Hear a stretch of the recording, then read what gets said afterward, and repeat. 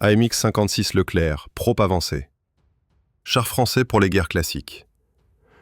À la fin des années 70, l'armée française se retrouve face à une évidence dérangeante. Le char AMX 30, symbole d'une époque où la mobilité primait sur la masse, ne correspond plus aux réalités technologiques et stratégiques du moment.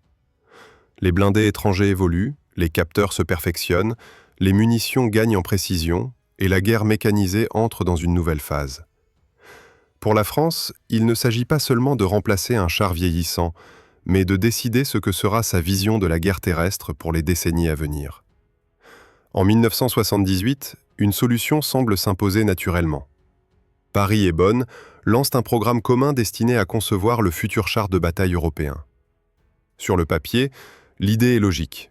Mutualiser les coûts, partager l'expérience industrielle, créer une machine capable de rivaliser avec les meilleurs chars du monde. Pourtant, dès les premières réunions techniques, une fracture profonde apparaît. Les ingénieurs et militaires allemands imaginent un char lourd, très protégé, conçu pour encaisser et dominer frontalement. Les Français, eux, défendent une approche radicalement différente. Ils veulent un char plus compact, plus léger, plus rapide, misant sur la technologie, la détection et la coordination, plutôt que sur l'accumulation de blindage. Cette divergence n'est pas un simple désaccord technique. Elle reflète deux cultures militaires opposées. Pour la France, l'expérience du passé a montré qu'un excellent char, isolé dans une doctrine rigide, ne suffit jamais. La priorité doit être donnée à la circulation de l'information, à la réactivité et à la capacité de décision de l'équipage. Rapidement, il devient clair qu'aucun compromis réel n'est possible. Le projet commun se désagrège et l'Allemagne se retire pour suivre sa propre voie. La France se retrouve seule, mais elle ne recule pas. Au contraire, cette rupture libère une ambition longtemps contenue. Les ingénieurs français peuvent désormais concevoir un char sans concession à une vision étrangère. À partir du milieu des années 80, les premiers prototypes voient le jour. Ils incarnent déjà une philosophie nouvelle. Ce futur char ne sera pas simplement un blindé puissant, mais une plateforme technologique intégrée, pensée pour fonctionner comme un nœud central dans un système de combat moderne. C'est à cette période que le char reçoit officiellement son nom, Leclerc, en hommage à une figure emblématique de l'histoire militaire française. Derrière ce choix symbolique se cache une volonté claire. Le futur char doit incarner la modernité, l'audace et la capacité de rupture. Les démonstrations réalisées devant le commandement militaire frappent les esprits. Les performances sont prometteuses, mais surtout, l'architecture électronique marque une rupture totale avec les générations précédentes. Lorsque la production en série débute au tout début des années 90, le contexte international a profondément changé. La guerre froide touche à sa fin, les grandes armées européennes réduisent leurs effectifs, et l'idée d'un affrontement massif de chars en Europe s'éloigne. Initialement, l'armée française envisage l'acquisition d'environ 1200 chars. Ce chiffre, pensé pour une armée de masse, devient rapidement irréaliste. Les commandes sont drastiquement réduites, divisées par près de 3, transformant le Leclerc en char d'élite plutôt qu'en pilier quantitatif. Cette réduction n'est pas qu'un problème budgétaire, elle modifie profondément le rôle du char. Le Leclerc n'est plus conçu pour équiper des divisions entières, mais pour servir au sein d'unités professionnelles, hautement entraînées, capables d'exploiter pleinement ses capacités. Chaque char devient une pièce rare, précieuse, exigeante. Sa complexité technologique, déjà assumée dès la conception, s'impose comme un pari risqué mais cohérent. Dès ses débuts opérationnels, une chose est claire. Le Leclerc n'est pas un char pensé pour les guerres d'hier. Il est trop sophistiqué, trop automatisé, trop dépendant de ses systèmes électroniques pour être utilisé comme un simple char de bataille classique. Il exige une doctrine, une formation et une logistique à la hauteur de ses ambitions. La France n'a pas seulement créé un nouveau char, elle a conçu une machine en avance sur son époque dont le véritable potentiel ne peut se révéler que dans un cadre totalement différent de celui des conflits traditionnels. La véritable rupture incarnée par le Leclerc ne se lie pas dans sa silhouette, mais dans ce qui se passe à l'intérieur. Là où les chars précédents reposaient avant tout sur la robustesse mécanique et la masse, le Leclerc est pensé comme un système nerveux mobile. Chaque choix technique découle d'une idée simple et risquée. Gagner le combat avant même le premier tir grâce à l'information, à la vitesse de décision et à l'automatisation. Dès la conception, les ingénieurs français font un pari audacieux en réduisant l'équipage à 3 hommes.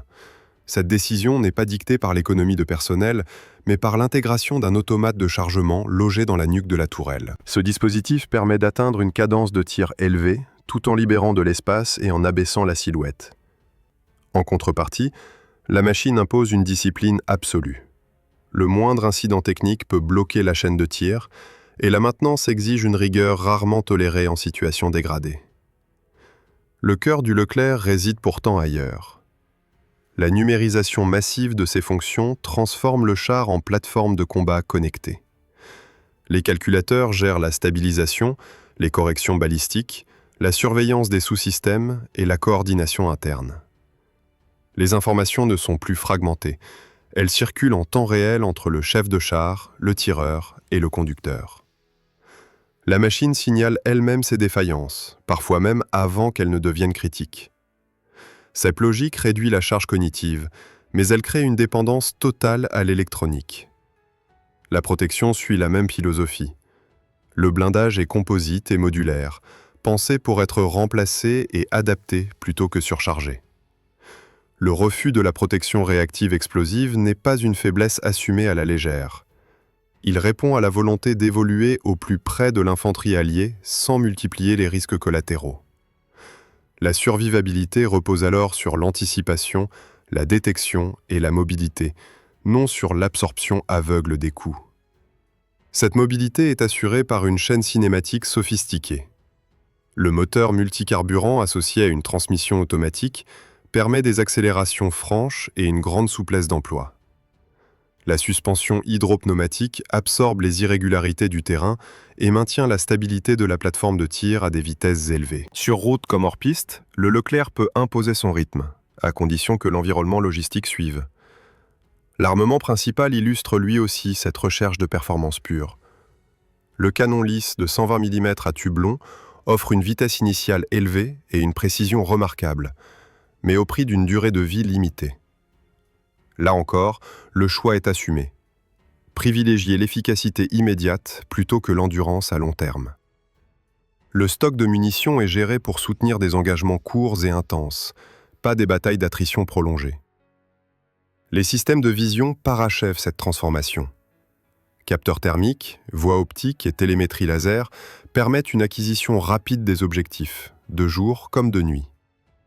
Le chef de char dispose d'une vue panoramique indépendante, capable de détecter et de désigner des cibles pendant que le tireur engage la précédente. Cette capacité, banale aujourd'hui, marque à l'époque une rupture nette dans la manière de combattre. À ce stade, une évidence s'impose. Le Leclerc n'est pas un char tolérant. Il récompense la compétence et punit l'improvisation. Sa supériorité n'est réelle que si l'ensemble du dispositif fonctionne sans rupture. C'est précisément là que se dessine sa fragilité stratégique. Trop avancé, il exige un cadre opérationnel moderne, fluide et parfaitement coordonné, loin des guerres classiques où la robustesse et la simplicité restent des vertus décisives. À mesure que le Leclerc approchait de sa maturité industrielle, un autre adversaire, bien plus discret que n'importe quel char ennemi, entra en scène, la réalité politique et budgétaire. Le blindé français arrivait au moment précis où l'Europe cessait de penser la guerre en termes de masse et de volume. Les menaces changeaient, les priorités aussi. Et le temps des grandes armées mécanisées semblait se refermer brutalement. La fin de la confrontation Est-Ouest bouleversa tous les équilibres. Les états-majors ne parlaient plus d'engagement majeur sur le continent, mais de projections extérieures, de crises régionales, d'opérations limitées. Dans ce nouveau paysage stratégique, le Leclerc apparaissait à la fois comme une prouesse et comme une anomalie. Il était prêt pour un affrontement de haute intensité, que plus personne ne voulait réellement financer. Les coupes successives transformèrent le programme. Là où l'on imaginait une flotte homogène, capable de soutenir une manœuvre d'envergure, il ne resta qu'un noyau réduit, extrêmement performant, mais isolé. Chaque exemplaire devenait un investissement lourd, exigeant des équipages triés sur le volet et une chaîne de soutien spécialisée. Le char cessait d'être un outil standard pour devenir une pièce d'exception, presque surqualifié pour la plupart des missions envisagées. Cette situation pesa directement sur son destin à l'export. Sur le papier, le Leclerc impressionnait. En pratique, son coût, sa complexité et ses exigences techniques refroidissaient de nombreux clients potentiels. Peu d'armées pouvaient se permettre un char aussi sophistiqué sans revoir en profondeur leur doctrine, leur formation et leur logistique. L'intérêt existait, mais l'engagement nécessaire dépassait souvent les bénéfices immédiats. Une exception confirma cependant la règle. Un partenaire étranger, impliqué très tôt dans le financement du projet, choisit d'aller jusqu'au bout. Une version spécifique fut développée pour répondre à des conditions climatiques extrêmes, intégrant une motorisation renforcée et des adaptations majeures pour l'environnement désertique. Cette déclinaison démontra que le Leclerc pouvait être modulé, mais aussi que chaque adaptation augmentait encore la facture globale. Pendant ce temps, en France, l'armée poursuivait sa transformation. La professionnalisation modifia profondément la manière d'envisager l'emploi des blindés. Le Leclerc s'intégrait désormais dans des forces plus légères, interconnectées, où la rapidité de déploiement comptait autant que la puissance brute. Il n'était plus question de percées massives, mais d'actions ciblées, soutenues par l'information et la coordination interarmes. Ce changement de paradigme renforça le caractère paradoxal du char. Conçu pour dominer un champ de bataille saturé de menaces, il se retrouvait engagé dans des contextes où sa supériorité restait souvent latente. Il pouvait tout faire, mais on ne lui demandait qu'une partie de ce pourquoi il avait été pensé.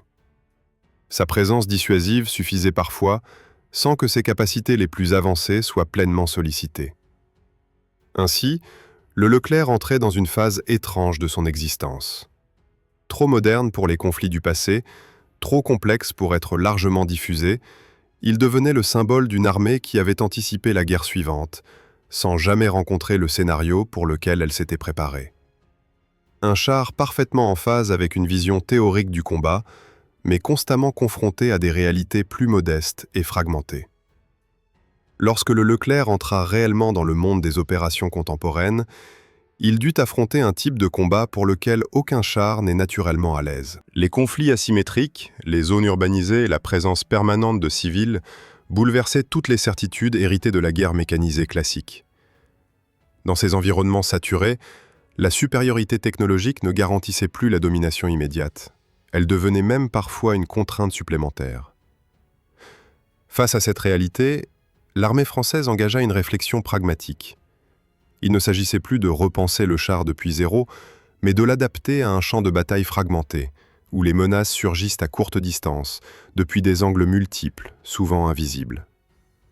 C'est dans ce contexte qu'apparut une évolution majeure du Leclerc, pensée spécifiquement pour les combats en zone urbaine dense.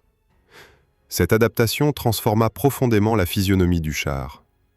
Des protections additionnelles furent installées pour contrer les armes anti-chars portables. Des systèmes de détection rapprochés permirent de surveiller les angles morts, là où un char traditionnel reste aveugle. La communication avec l'infanterie fut renforcée, intégrant des dispositifs dédiés pour coordonner les mouvements dans un espace où quelques mètres peuvent décider de l'issue d'un engagement. Même la gestion des interactions avec les civils fut prise en compte, preuve que le champ de bataille avait définitivement changé de nature. Ces modifications démontrèrent une chose essentielle. Le Leclerc possédait une architecture suffisamment souple pour évoluer sans renier sa philosophie initiale. Là où d'autres chars atteignaient rapidement leurs limites, le blindé français pouvait intégrer de nouvelles couches technologiques, de nouveaux capteurs, de nouvelles fonctions. Mais cette flexibilité avait un prix. Chaque ajout alourdissait la charge logistique, augmentait la complexité et renforçait la dépendance à une maintenance rigoureuse. Sur le terrain, les équipages durent eux aussi s'adapter. Le combat urbain exige une vigilance constante, une coordination parfaite et une discipline absolue. Le Leclerc offrait des outils exceptionnels pour observer, analyser et réagir, mais il ne pardonnait aucune approximation. Dans ces conditions, la formation devenait aussi importante que la machine elle-même. Un char aussi avancé ne pouvait être confié qu'à des équipages longuement entraînés, capables d'exploiter ces systèmes sans être submergés par eux. Progressivement, une nouvelle réalité s'imposa. Le Leclerc n'était plus seulement un char de combat, mais un multiplicateur de force intégré dans un ensemble plus large. Il devait agir en coopération étroite avec l'infanterie, les drones, les moyens de reconnaissance et les appuis indirects. Isolé, il perdait une grande partie de sa valeur. Inséré dans un dispositif cohérent, il devenait redoutablement efficace, même dans des contextes pour lesquels il n'avait pas été imaginé à l'origine. Cependant, cette évolution mit également en lumière ses limites. Le coût de chaque déploiement, la nécessité d'un soutien technique permanent et la rareté des exemplaires disponibles imposaient des choix. Le Leclerc ne pouvait pas être partout. Il devait être engagé là où son impact serait décisif, et non comme une solution universelle. Ainsi, à mesure que les conflits modernes redéfinissaient les règles du jeu, le Leclerc révélait toute l'ambiguïté de sa nature. Capable de s'adapter, mais exigeant. Polyvalent, mais jamais banal. Il restait un char conçu pour l'excellence, dans un monde où la guerre devenait de plus en plus imprévisible et morcelée. À ce stade de son parcours, le Leclerc se retrouve confronté à une contradiction profonde, moins visible que les débats doctrinaux, mais tout aussi déterminante, celle de la soutenabilité dans le temps. Conçu comme un concentré de technologie, il impose une exigence permanente à l'ensemble de la chaîne militaire, bien au-delà de l'équipage. Chaque sortie, chaque exercice, chaque déploiement révèle à quel point ce char ne tolère ni approximation, ni relâchement. L'entretien du Leclerc devient rapidement un enjeu stratégique à part entière. Les systèmes embarqués, interconnectés et redondants, offrent une sécurité remarquable, mais nécessitent une surveillance constante. La moindre anomalie déclenche une cascade de vérification, de diagnostic et parfois d'immobilisation préventive. Là où des chars plus rustiques continuent de fonctionner en mode dégradé, le Leclerc impose l'arrêt, la réparation et la remise à niveau complète. Cette rigueur garantit la performance, mais elle réduit la disponibilité immédiate. Dans les unités, cette réalité façonne les habitudes. Les équipages apprennent à connaître leur char comme un organisme vivant, sensible aux variations, aux cycles d'utilisation, aux contraintes climatiques. Le Leclerc ne se contente pas d'obéir, il dialogue en permanence avec ceux qui le servent. Les alertes, les messages vocaux, les interfaces numériques transforment la relation homme-machine en un échange continu. Cette proximité renforce l'efficacité, mais elle exige un investissement humain considérable. Sur le plan opérationnel, cette exigence crée un dilemme constant. Faut-il préserver le potentiel de la machine ou l'engager sans retenue lorsque la situation l'exige ? Chaque commandement doit arbitrer entre la prudence et l'impact immédiat. Dans des contextes où la menace reste diffuse et intermittente, cette question devient centrale. Le Leclerc n'est jamais banal, jamais interchangeable. Son engagement est toujours un choix lourd de conséquences. Cette singularité influe également sur la perception du char à l'international. Là où certains blindés se diffusent par centaines, le Leclerc reste confidentiel, presque exclusif. Cette rareté nourrit son image d'excellence, mais elle limite aussi les retours d'expérience à grande échelle. Chaque enseignement tiré de son emploi a une valeur disproportionnée, car il concerne un système unique, difficilement comparable à d'autres plateformes. Peu à peu, le Leclerc s'impose comme un révélateur des transformations profondes de la guerre moderne. Il met en lumière une vérité parfois inconfortable. La supériorité technologique n'est viable que si elle s'inscrit dans une vision globale, durable et acceptée politiquement. Un char aussi avancé ne peut être isolé du contexte économique, industriel et humain qui le soutient. Il est l'expression d'un choix de société autant que d'un choix militaire. Ainsi, avant même de parler de son avenir ou de ses limites face aux conflits actuels, le Leclerc pose une question fondamentale. Jusqu'où une armée peut-elle aller dans la sophistication sans perdre en résilience ? À quel moment la quête de l'excellence absolue devient-elle une contrainte plutôt qu'un avantage ?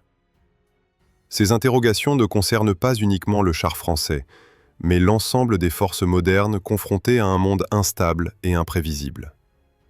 Le Leclerc évolue dans un monde qui ne ressemble plus du tout à celui pour lequel il a été imaginé. Les conflits se multiplient sans se ressembler, les lignes de front sont floues, les adversaires rarement symétriques, et la supériorité technologique n'est plus une garantie de domination durable. Dans cet environnement mouvant, le char français continue de servir, mais jamais comme l'outil central autour duquel tout s'organise. Son emploi repose désormais sur la retenue et la précision. Le Leclerc n'est pas conçu pour user l'ennemi par la masse, ni pour saturer un champ de bataille. Il intervient comme un instrument de décision ponctuel, capable de basculer une situation locale par sa seule présence. Cette approche renforce son statut particulier. Chaque déploiement est pesé, chaque engagement préparé, car la perte d'un seul exemplaire aurait un impact disproportionné, autant symbolique qu'opérationnel. Cette rareté impose une réalité parfois inconfortable. Le Leclerc ne peut pas être engagé dans des conflits longs et diffus sans exposer ses limites structurelles. Sa sophistication, qui faisait sa force initiale, devient un facteur de vulnérabilité dès que le cadre se dégrade. Les environnements sans infrastructure fiable, les opérations prolongées loin des bases, ou les théâtres où la maintenance est incertaine, mettent rapidement en tension un système pensé pour fonctionner dans un ensemble cohérent et maîtrisé. Pourtant, malgré ces contraintes, le char conserve une crédibilité intacte. Sa précision, sa capacité de réaction et la qualité de son intégration dans les réseaux de commandement en font un outil toujours redouté. Il ne cherche pas à impressionner par la brutalité, mais par l'efficacité. Là où d'autres plateformes misent sur la robustesse brute, le Leclerc continue de privilégier l'intelligence du combat, même lorsque celle-ci exige une préparation lourde et coûteuse. Ce paradoxe définit son héritage opérationnel. Le Leclerc n'est ni un échec, ni un modèle universel. Il incarne une vision exigeante de la guerre, dans laquelle la machine ne compense jamais l'absence de doctrine, de formation ou de cohérence stratégique. Il récompense l'anticipation et punit l'improvisation. Utilisé à bon escient, il reste un multiplicateur de force exceptionnel. Employé sans cadre adapté, il perd rapidement l'avantage que lui confèrent ces technologies. C'est précisément là que se trouve la clé de son histoire. Le Leclerc n'a jamais été pensé pour les guerres classiques, celles de l'attrition, des masses et des lignes figées. Il est né d'une époque qui croyait à la maîtrise totale de l'information et à la décision rapide comme facteur décisif. Une époque qui a vu juste sur l'évolution des technologies, mais qui n'a jamais rencontré pleinement le type de guerre pour lequel ce char avait été optimisé. En définitive, le Leclerc n'est pas trop avancé par erreur. Il est trop avancé par choix. Il représente une France qui a préféré investir dans la qualité absolue plutôt que dans la quantité, dans la maîtrise plutôt que dans la répétition. Un char conçu pour une guerre idéale, rationnelle et coordonnée, dans un monde où les conflits sont tout sauf idéaux.